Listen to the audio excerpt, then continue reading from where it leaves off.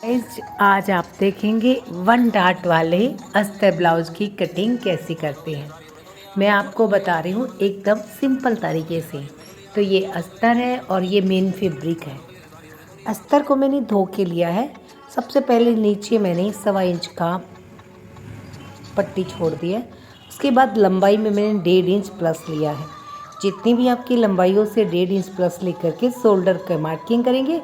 Shoulder की marking करने के बाद आर्म होल की मार्किंग करेंगे 6 इंच पे। साइज़ है 42, तो उसके अकॉर्डिंग मैंने मार्किंग की है। अब यहाँ पे आप देख सकते हैं 42 का चौथा भाग 10.5 लिया है। 2 इंच का मैंने मार्जिन लिया है। तो ये बहुत ज़रूरी होता है।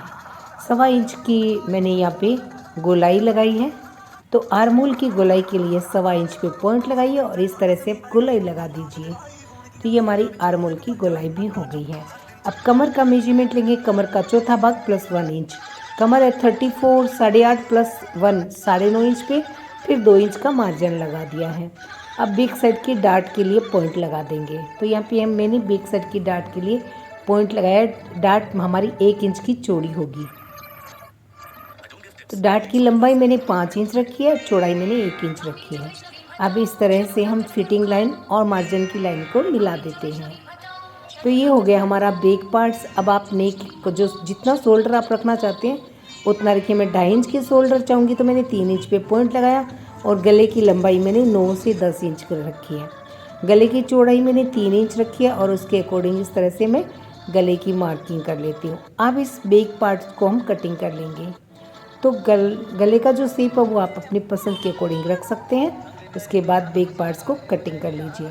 अब हम आगे की साइड कटिंग करेंगे। तो जो साइड हमारी कटिंग की है उसी के अकॉर्डिंग हमने 1.5 इंच फालतू लिया है नीचे से, यानी लेंथ में भी 1.5 इंच फालतू और मार्जिन साइड में भी 1.5 इंच फालतू लेकर के ये पॉइंट लगा दिए हैं। तो सभी जगह पे इस तरह से आप मार्किंग कर लें। कच्ची मार्किंग करने के बाद इसको हटा देते हैं। अब फिर से हम शोल्डर की मार्किंग करेंगे और गोलाई लगाएंगे। यहाँ पे हम 1 इंच की, उस बैक साइड में लगाई थी हमने 1.5 इंच की या फिर 1.25 इंच की, और आगे की साइड में हम लगाएंगे 1 इंच या फिर 1.25 इंच की। और नेक हम आगे का रखेंगे 6 इंच का। इसके बाद अब हम डार्ट के लिए पॉइंट लगाएंगे चेस्ट का 3rd भाग।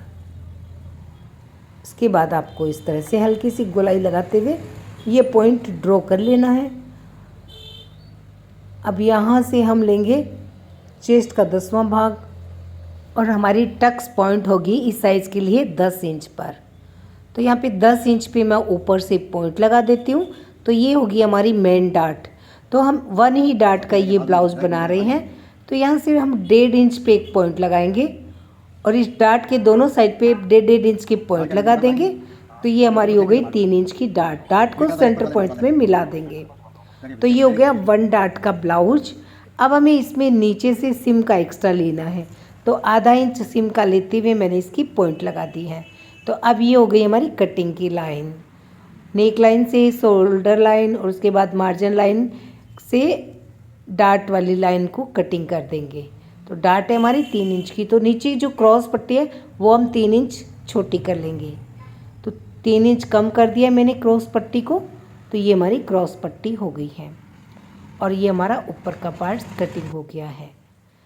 अब मैं आपको इसमें एक सीक्रेट बताऊंगी, क्योंकि हमारा जो हुक और आई का यहाँ पे होता है ना, यहाँ पे आपको बहुत ही ध्यान देने की ज़रूरत होती है। ये देखिए, ये इस तरह से सिलने के बाद में अब ये आप देखिए, ये देखिए किस तरह से तिरछा हो गया ना।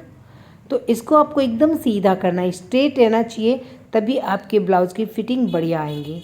तो यहाँ पे आप देख सकते हैं मैंने इसको इस तरह से सीधा कर लिया है।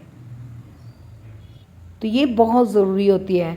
जब अगर आप इस तरह से ब्लाउज़ पे ध्यान देंगे और इसको इस तरह से सीधा कर लेंगे तो आपका ब्लाउज़ बिल्कुल दोनों साइड से सीधा रहेगा। मार्जिन साइड में बहुत ही अच्छी सिलाई आएगी और आगे और पीछे के पार्ट्स भी बराबर रहेंगे। आप इस तरह से क्रॉस पट्टी अलग से मैंने कटिंग किया है, तो मैंने इसको इस तरह से पॉइंट लगा करके सेटिंग कर लिया है बराबर में। सिम का छोड़ते हुए क्रॉस पट्टी को सेटिंग कर लें और उसके बाद ये वाले डार्ट लगा लें। लीजिए, आपका 1 डार्ट का ब्लाउज जो है कटिंग होकर के तैयार हो गया है। इसी तरह से सिंपल इसकी आपको सिलाई करनी है। आप जो नेक की साइड से कटिंग किया था ना, इसलिए आपको नेक को सही कर लेना है। तो नेक को मैंने थोड़ा सा ड्रॉ कर लिया और बाजू की कटिंग कर ली।